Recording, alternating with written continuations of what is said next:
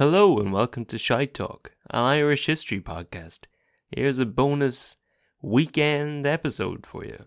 You can spend a nice Saturday morning listening to part 2 of our story about Marconi. And this is the second part and final part of the Marconi story. You can hear the last episode from earlier this week. Because sometimes we've noticed when we do 2-part episodes, there'll be several hundred more people listen to the second part than the first part for whatever reason. And listen, who am I to tell you how to listen to these stories? If you want to listen to the second half, then fire away. And if so, this is the episode for you. We'll pretty much just jump right into the episode because we did a big spiel for all the usual stuff on Tuesday. The Instagram, the buy me a coffee, whatever the other stuff is we usually talk about. And thanks a million for everyone who sent in cash this week to the buy me a coffee. It's been great so far already. So thank you very much. But to recap part 1, Guglielmo Marconi, whose name I'm getting less and less confident about every time I say it. He was born to an Irish mother. His mother was Annie Jemison of the Whiskey Jemisons. He was born and raised in Bologna and then spent some time in England, then spent a lot of time in Ireland, setting up the world's first commercial telegraph system in Rathlin Island up in Antrim, and working on telegraph systems in Crookhaven and all around the coast. And where we left off after the first part, he was just after proving he could transmit radio waves from Poldhu in Cornwall to Crookhaven in County Cork. And now he was ready to take it up a notch. He's going to try and send a telegram across the Atlantic Ocean. Gather around now, you're in for a story. Old tales of lore on search of a glory. History and mystery of lads, lasses and all. Discoveries and voyages, the rise and the fall. Follow me now as we go back in time. We trace the steps of Irish lineage to find. Joseph from Carlow and Kevin the dog guide you through the ways of Shining. On the 12th of December 1901, he successfully sent his first transatlantic message from Poldhu to St. John's in Newfoundland in Nova Scotia, which is a massive leap. So he's now getting across the Atlantic.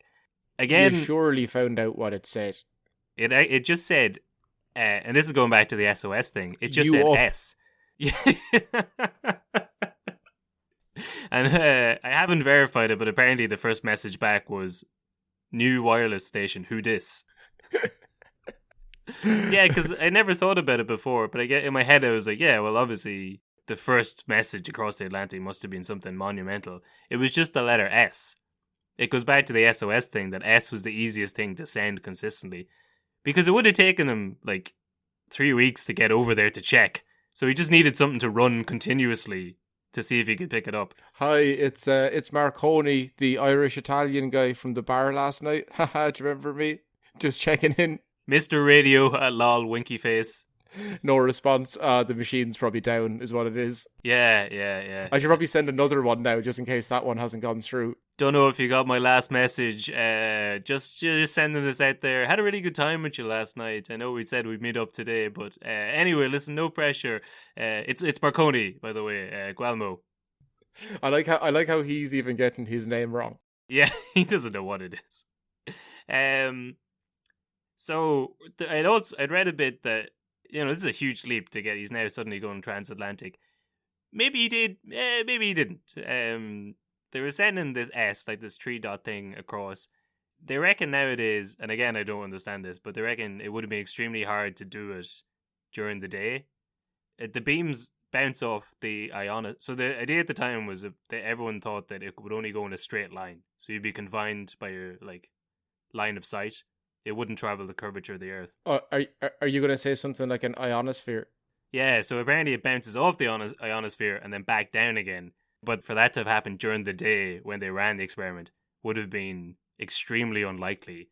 And he started running experiments later on where he couldn't replicate. But he travelled the whole way there to Nova Scotia. So, listen. And yeah, maybe he did hear it, maybe he didn't. The Canadian government was going to give out $80,000 if he could prove the concept worked, in order to build a better system. Because at the time, they were sending telegraphs through a submarine line across the Atlantic, which was fairly faulty. And they didn't want to rely on that because, if it's just one line, if someone cut it, then they're cut off from Europe.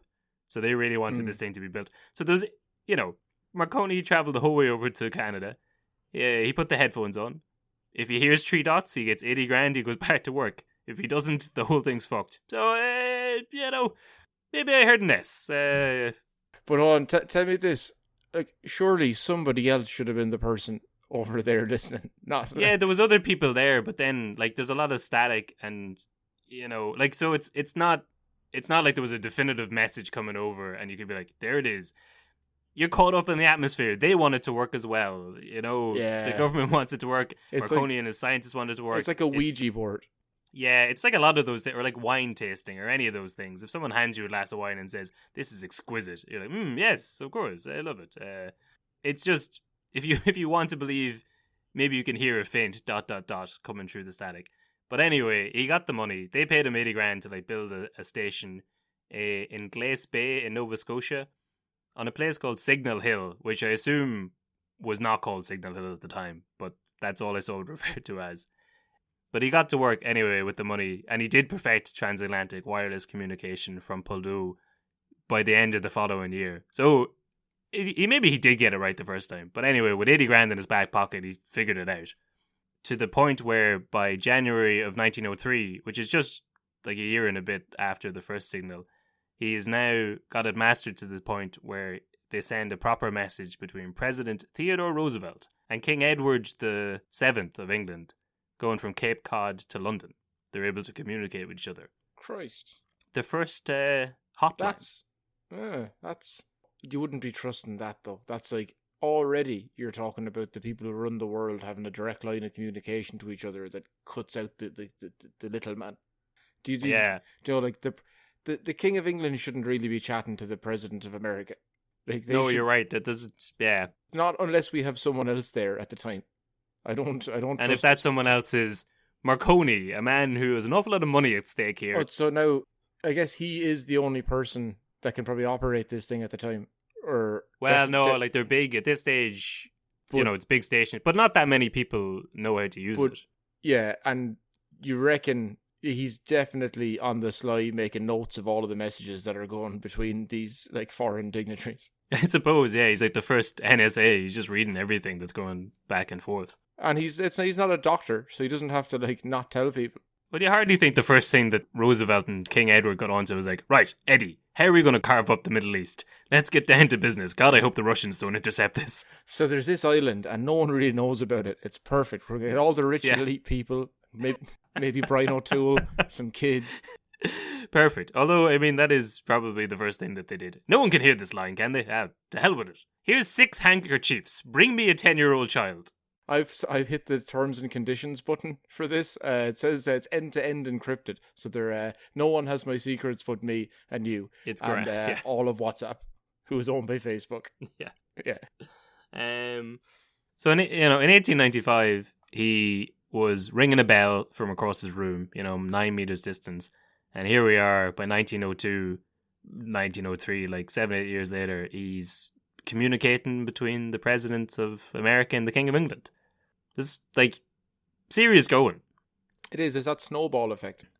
You keep putting in the hard graft, you keep putting in the hours, and then eventually something just starts to trickle and turn, and all of a sudden it grows and grows, and you get all the success in the space of 6 months when you did 5 years of work beforehand with no tangible gain. At least that's what I tell myself with the comedy career and that. Yeah, sure. But Marconi didn't have it all, Jason. He was obsessed with work. In 1904, his dad died back in Bologna. Marconi was too busy to go back to the funeral. Oh. Yeah. Yeah. I don't know how well he got on with his dad. That does change it. But still, yeah, it's back in the day. There wasn't a whole lot to do. Do you know? No. And people didn't get on well with their dads in 1905. 90s. I don't know if you were mates with your father in 1904. I think he was sort of a combination of like your boss and the mayor. Yeah, because I'm mates with my dad. Like, we go drinking. Yeah, I'm friends with my dad, yeah. Yeah, it's good. But I mean, back then, you definitely go to his funeral. Yeah, and even today, Kev, Whereas now, we're such good mates, you'd be like, fuck it. I'll catch the next one. Sure, our mothers will die too at some stage. Just pick one, make sure you're there for one of them anyway. So his dad's dead. On March 16th, 1905, at the age of 30. Actually, I'll tell you this, a little quick story. I was gigging there this week for the first time in 10 months or so. On the way up there, the comedian that was driving me was saying that he went to Ireland a few years ago, and he went over to visit a friend, and the day he got there, the guy's dad died.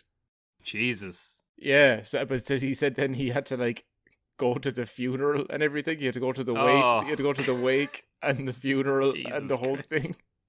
But I was like, oh, and he sounded kind of upset by it. He was like, well, it didn't affect him really. Yeah. He was like, it kind of really affected his trip, kind of scuppered the vibes. Yeah, what do you do, Yeah, but I was like, hold on though, was it good crack? Where he's like, actually, yeah, I mean, the wake was there was a lot of drinking. It was a bit of fun. Yeah, he was like, I learned a lot about the dude. It was like everyone was telling stories about him. Everyone was getting drunk.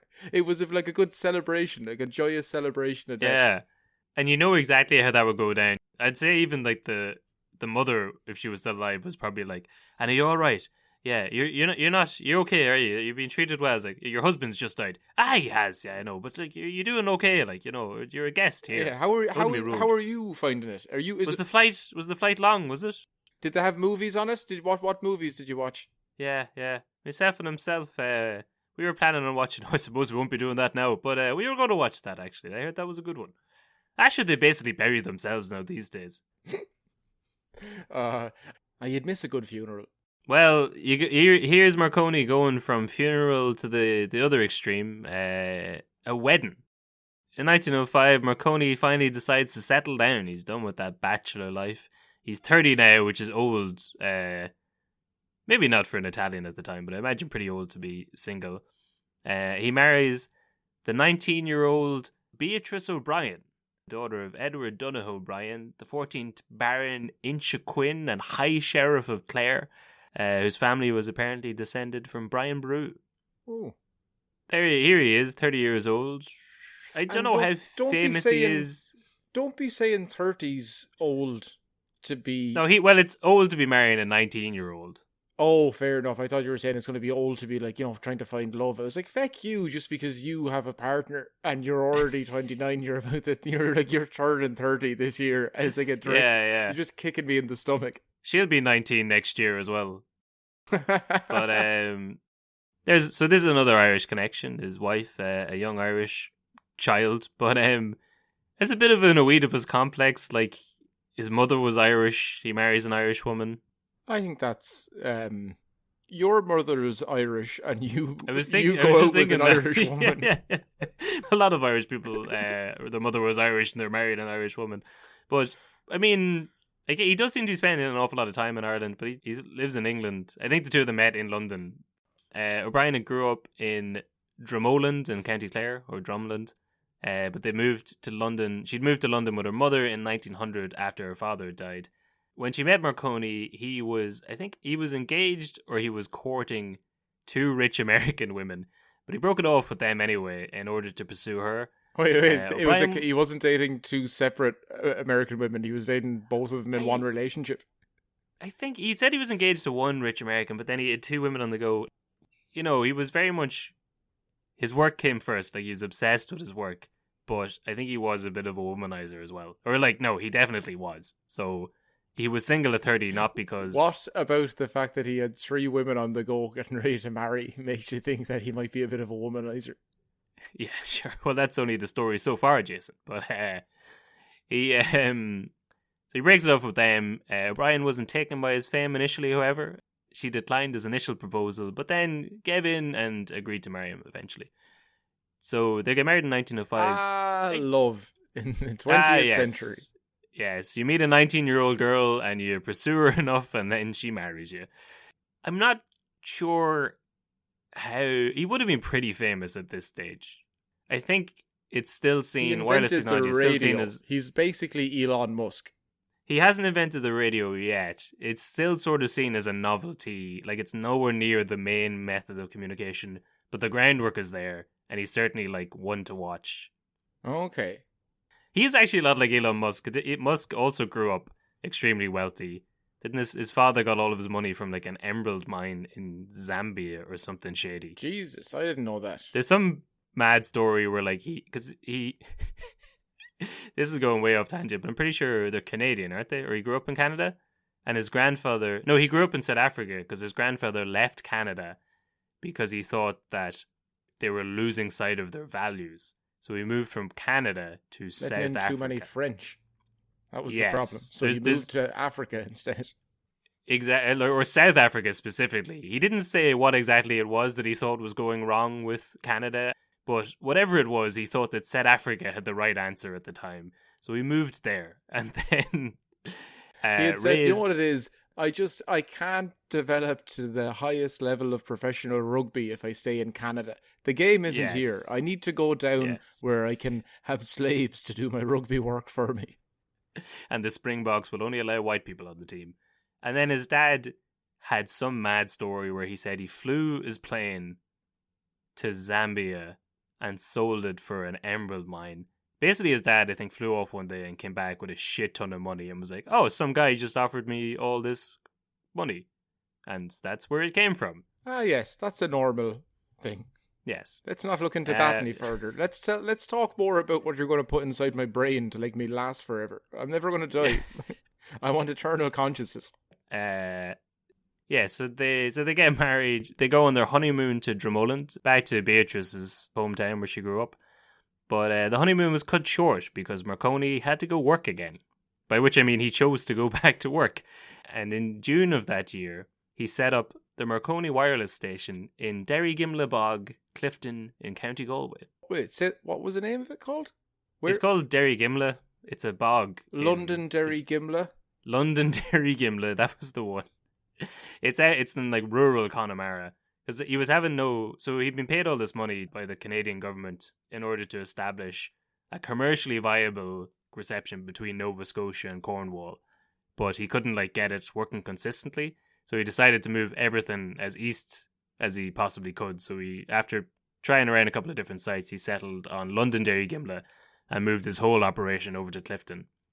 And I think it was, so you might be able to tell me this then, I think it was that year in 1905 as well, he set up a transmission station in Marconi House in his mother's old town in Rosslare Strand, Wexford, in order to like get a connection between Cornwall to Clifden. Is that the one you worked at? No, I worked at the one in Dublin, in Diggs Lane or whatever it's called, just near, just off Georgia Street. Is that where, does RTE own it? It's Communicorp. It's like it's News Talk. The big man's corp. Yeah, it's all the radio stations that live there together. That might have just been named after him. I know his mother's house where she grew up, like Annie Jemison's property, is part of RTE, I think. But the other place might have just been called Marconi House in his honour. Although he set up a few spots, so I don't know. That could make more sense though.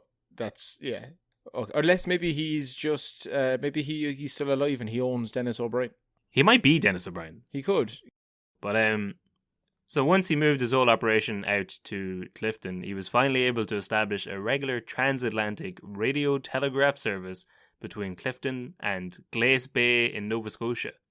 So the station officially opened for business on the 17th of October 1907, offering the world's first commercial transatlantic telegram service.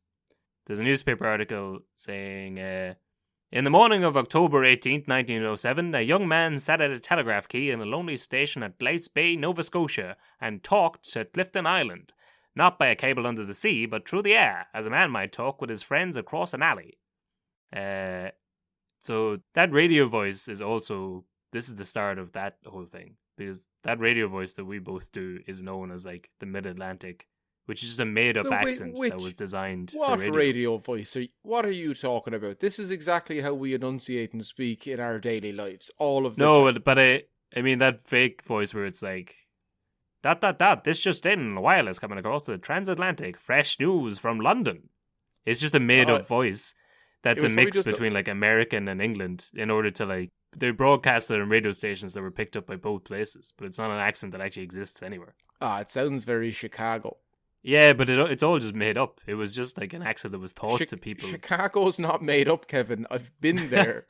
I've seen photographs. Yeah. They turned the river green during St. Patrick's Week. But the newspaper referred to those messages as Marconograms, and they said they were charging 5 cents a word, estimating that they'd be sending 10,000 words a day, which is £5,000 cash in hand every day. I imagine the station cost a fortune to build. But also, remember when they were talking about 80 grand? Yeah. Now you're making that in what? So 160 days. But that's not bad. Yeah. I don't know what his income streams are at the minute, so I think he's getting paid by the Navy, the Italian Navy, the English Navy, Lloyd's, Reuters. He's a few things set up. I think he is probably doing pretty well at this point. Well, it all gets better, because in 1909, Marconi became the first entrepreneur inventor to win a Nobel Prize. He shared it with German physicist Ferdinand Braun, who invented the cathode ray tube. So they were the first two to get it for an invention. Up until that point, all the prizes had been given out for theoretical applications. Marconi was, by his own admission, not any kind of scientist, or even much of an academic. In his Nobel acceptance speech, he said he didn't really understand how his invention worked, but it worked. He'd done shit at school, he'd failed to get into the university, but he'd assembled other people's inventions with, admittedly a dogged determinism that he created something that changed the world. Oh, it's like your comedy career. Yes. Not fully sure what you're doing, but you're persistent, and it'll get better. It's, it's working. I don't understand it, but it's happening. So how he was making his money was that he'd set up the transmissions for people on the condition that they'd only use his stations and his men, which he referred to as Marconi men. So he had a monopoly on all this communication stuff. And in 1912, when the Titanic sank, they had a Marconi wireless system on board and were able to send out a transmission to the nearby Carpathia ship, which allowed them to save 705 people. I think 1,500 died. So after that, I think he was already in hot demand for the navies anyway, but after that they were like, oh, this is a cool device. But do you think he had trouble getting into the ships initially? Because people were so set in their ways. They're like, what would we need that for? It's to save all the people who drown in ships that are... How often am I actually going to ever have to need to save people or even call out for help when my ship is...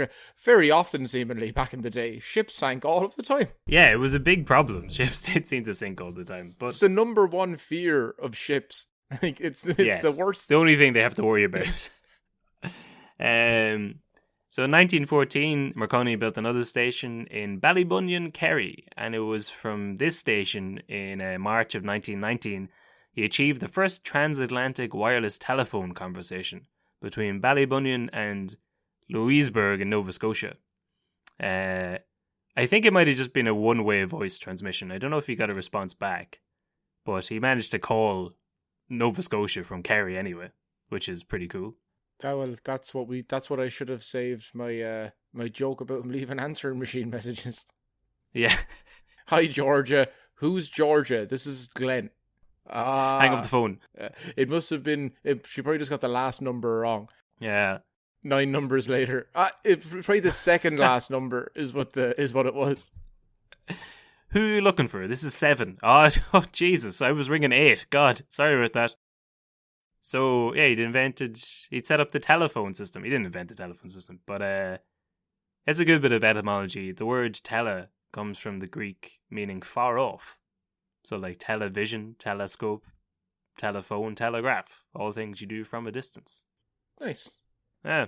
So, see, this might have been the one in Dublin you were working at, but Marconi, ultimately, he built 8 signalling stations in Ireland, including the Marconi House in Rosslare and the Clifden one. He's probably getting serious tax breaks. Completely unrelated to Dennis O'Brien and News Corp. Saying nothing. April 1913, the Daily Mail offered a prize of 10 grand to the aviator who shall first cross the Atlantic in an aeroplane in flight from any point in the United States of America, Canada or Newfoundland to any point in Great Britain or Ireland in 72 continuous hours. The competition was put on hold during World War I because that was just the sportsmanship thing to do. But it was reopened in 1918. This time, the prize was being presented by the Secretary of State for Air, a man called Winston Churchill. Now, see, that's...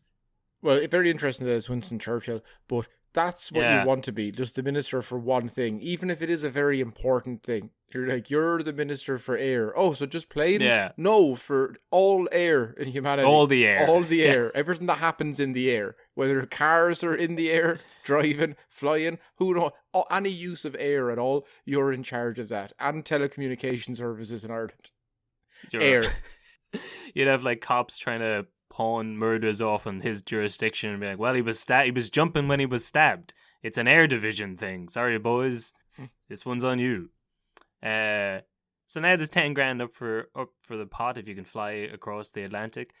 2 World War I pilots, a Mancunian called John Alcock and a Glaswegian called Arthur Brown, together known as Jack and Teddy.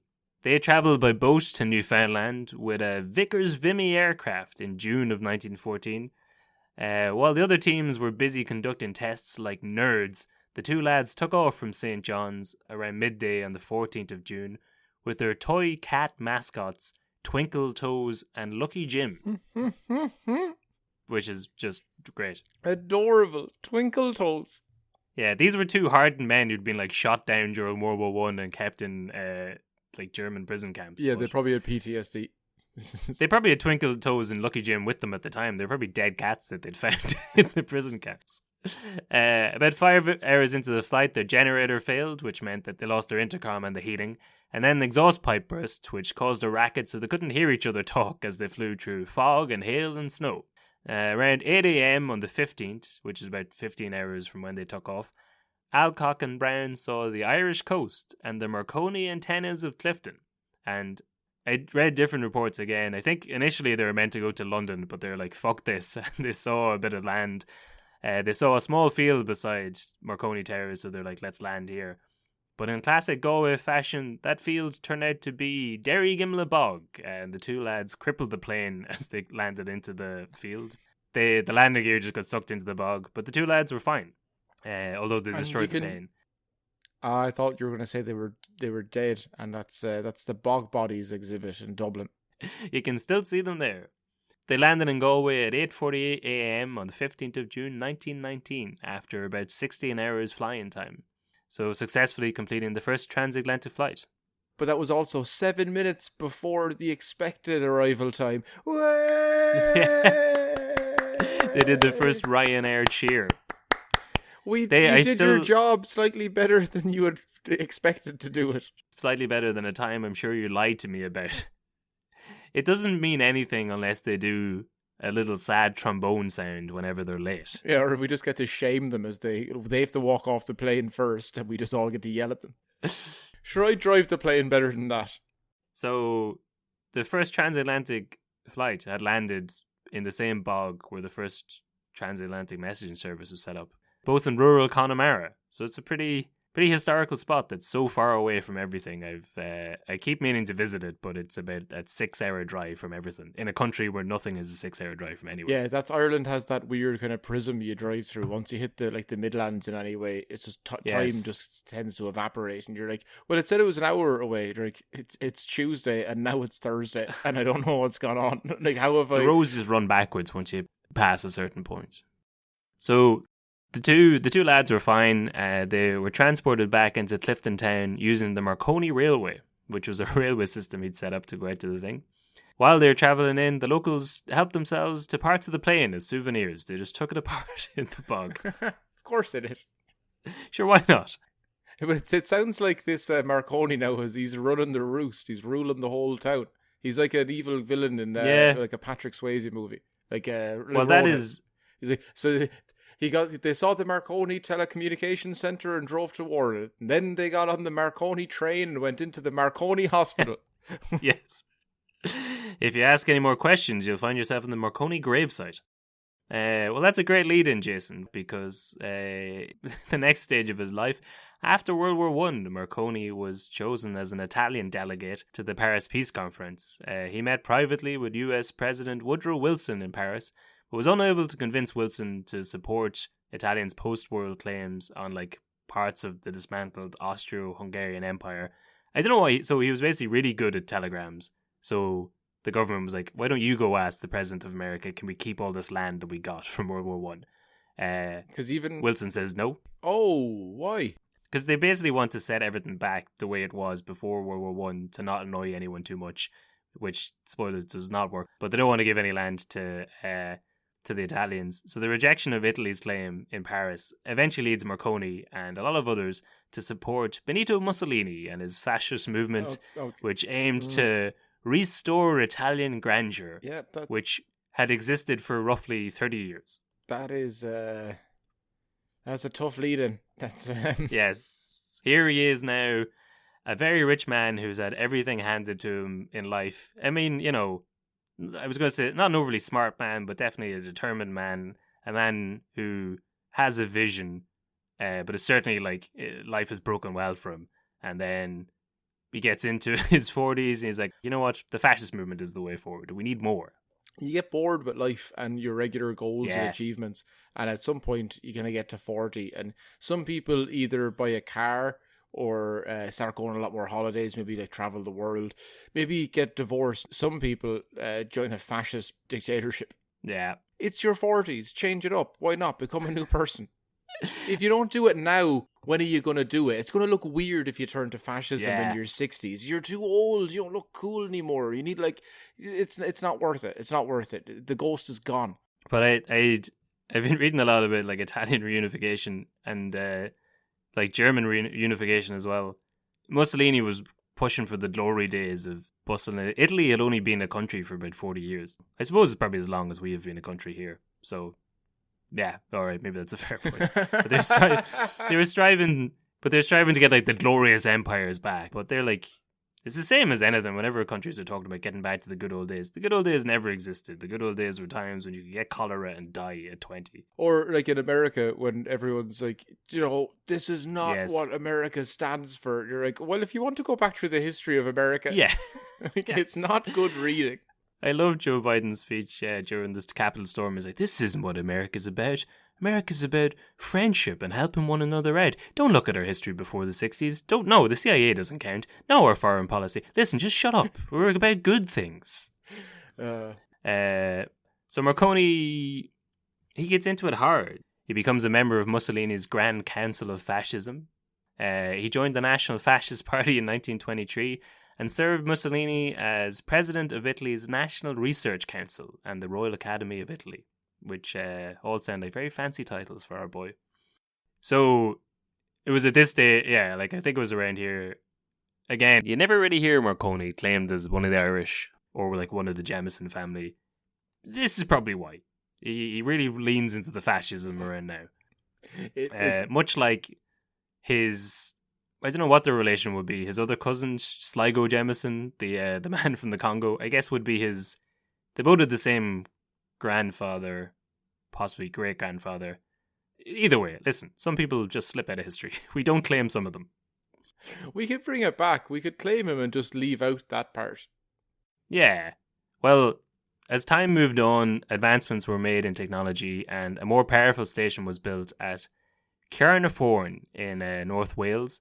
And on the 27th of July in 1922, the Clifden Marconi station, which was at one time his most powerful station, was attacked by the Irregulars, the anti-treaty side of the Civil War.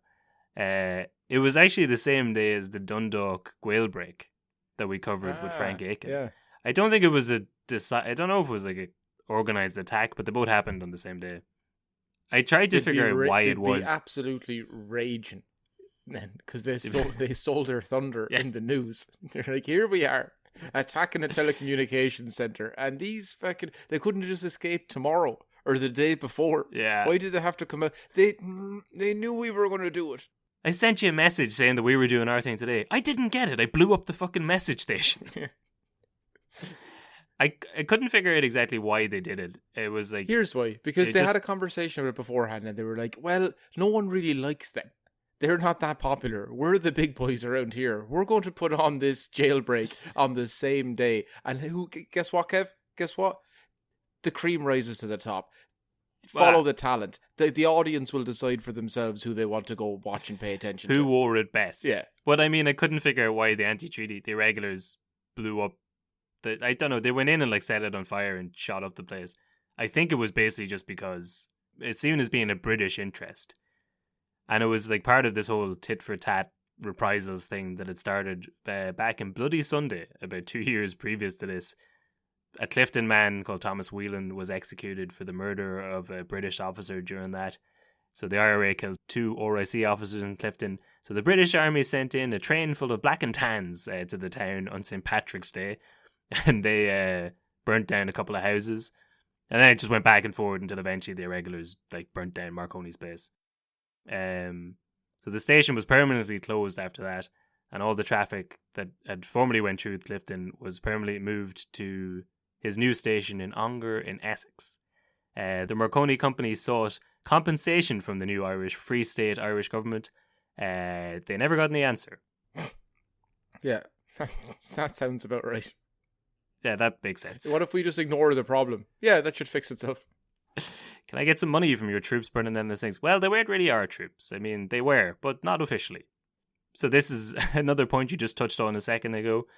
In 1924, his marriage with Beatrice O'Brien, with whom he had 4 children, was annulled, with both parties going on to remarry. It was annulled, meaning she was allowed to live on her own underage because she had... Oh, that's emancipated. Sorry.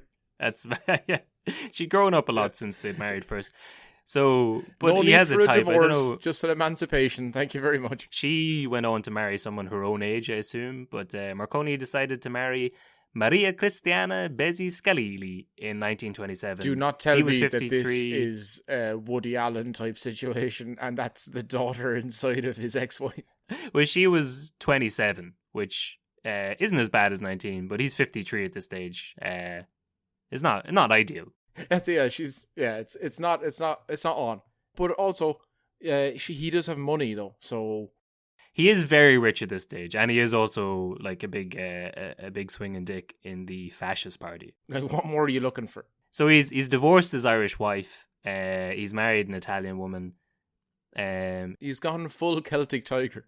This is why I think we abandoned him. He was like, the fascism, that's one thing, but he divorced his Irish wife, and he changes from No, actually, he converts to Christianity to marry his new wife. So, listen, I don't know. We just didn't claim him at this stage. Oh, wait. But it seems... So he was Protestant for all of the time he was living in Ireland, and then when he married the new young one from Italy, he turned Catholic. He's like, Catholic, hey, yeah. So, listen, darling, don't look into my history in this nation. Well, that's like, it's a way around divorce. You're allowed to marry one person from each religion.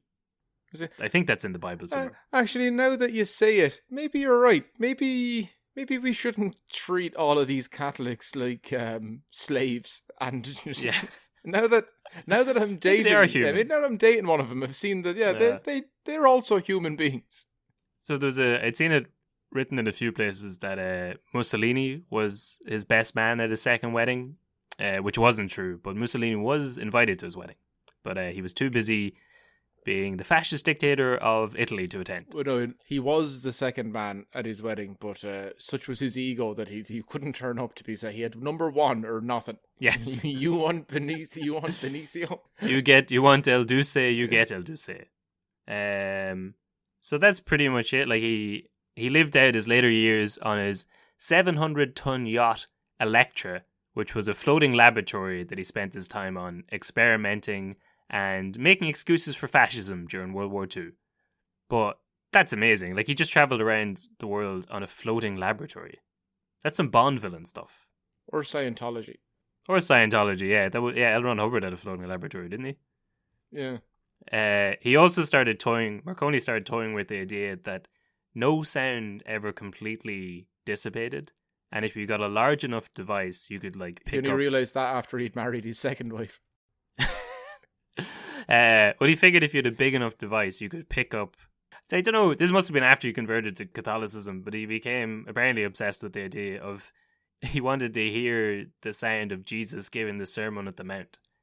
So he thought that, like, from 2,000 years ago, the sound of Jesus talking just went off into space. And he could build a machine big enough to hear it. Oh, wow. Yes. That's my new favourite thing. That's so dumb. The idea of Marconi travelling around on his ship laboratory trying to build a device so that he can hear Jesus speak. That's great. Is that what L. Ron Hubbard was doing as well? I think so. I read up a little bit about this. I don't understand it. But in theory, he might not be wrong. Like, those sound waves just sort of... It'd be extremely difficult to piece them back together. But it'd be extremely difficult... It's the speed of sound. So you're going to have to create a machine that can not only capture like at the speed of sound, but also go 2,000 years faster than that. Sure, but it'd be as difficult as trying to explain to someone in Nazareth in the year 5 that you'd be able to transmit telegraphs across the oceans. Or it'd be like trying to explain... It seems mad. It'd be like trying to explain Tenet to me now. Yeah, exactly, right? It's difficult, but it is potentially possible. But I don't believe so. No, I don't think so, actually. It seems more possible to do this than to make you think that Tenet was a good film. I'm not the man that could do it. I think I've got it now. It's magic. Yes. He's basically inventing magic. But so he spends his life just traveling around on the boat, coming up with mad experiments, and not apologizing for fascism, but being like a fascist apologist, saying a lot of things like, no, actually, what he meant when he said that was, apparently in 1935 he did a tour around Brazil and Europe, defending Mussolini's invasion of Abyssinia, or modern-day Ethiopia, which I know you're a fan of, but he was going around like, well, there's a good reason he's in Ethiopia. It's nothing racist. It's just a normal pursuit of land. You should clarify when you say, because I'm a big fan of the fact that Italy were, well, not a big fan. Yeah, you love it. I love the fact that it happened because it's so ridiculous that like while World War II was happening, Mussolini was like, just you're annoying, just like on your coattails. Just like, and by the way, could you help me out? Could I doing that? I would, fine, I'll cede to you. I'll give you like 20,000 troops to go over and fight in Ethiopia while we're having a world war. Like it has, but then Mussolini wants to go and fight the Ethiopians. Like, oh, so it's going to be pretty easy because they don't have any weapons and you have like armored trucks and stuff. Yeah, well, that's what we thought. Like that was really what we thought it was going to be. And then Marconi's just stuck like a fanboy who's rode in behind someone who's has just done something extremely stupid, and you're like, no, it's fine, it's good, it's actually a good thing what he's done, and here's the reasons why. I'll get back to you in 20 minutes as to why it's a good thing that he's done what he's just done. I support it. Yeah, it was like a McGregor fan around 2018 or so. Yeah. No, right, I mean, okay, obviously the sexual assault allegations aren't great, but... What was that old man saying to him is my question. And would you have not done the same? That's the real thing. Why wouldn't he just drink the whiskey? I mean, okay, right, when he punched that old man in the back of the head, not perfect, but his form was great. Can we all agree on that much, at least? If you look at it, the extension, it's 100%, it's crisp. It's yes. The connection, not great, but he's been out with the ring, he's rusty. These things happen, you know, like he's just getting... You try and punch an old man in the back of the head. I'd say that lad hates being called an old man. I'm sure he was like in his 50s. No, so I remember at the time, like 2 weeks afterwards, when the story came out, because it was like 6 months after it happened that it finally came out into the media. Yeah. But it was, the guy was like 48. Yes, and everyone was like, punches defenseless old man. Old man, crippled old I hear he took pensioner. Blind in 2 eyes. And he has a lisp. An old man, sucker punched. And a limp. He's got early onset dementia, although again, not that early because he was a very old man already. It was just some guy who went grey.